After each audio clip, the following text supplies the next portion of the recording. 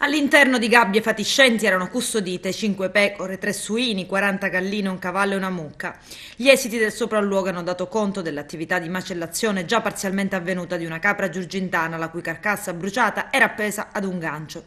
Questa è l'operazione della Polizia di Stato che è intervenuta all'interno di una vasta area rurale di via Messina Marina, sovrastante il quartiere Falsomiele a Palermo, dove era fondato il sospetto che si svolgesse attività di macellazione clandestina. I poliziotti hanno così riscontrato l'esistenza di un fondo recintato adibito alla custodia di animali in pessime condizioni strutturali e igienico-sanitarie. L'animale, un esemplare raro di capra giurgintana, era stato quasi del tutto sezionato e le varie parti poste in un contenitore infestato da insetti.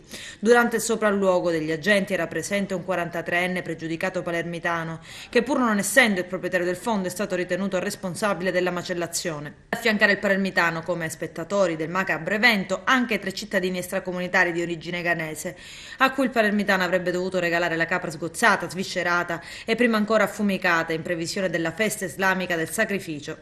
Le fasi dell'affumicatura e della sgozzatura erano state riprese dagli stranieri attraverso i cellulari in modo da rendere tangibile agli altri consumatori e destinatari della capra che la macellazione fosse avvenuta secondo i canoni previsti dalla religione islamica.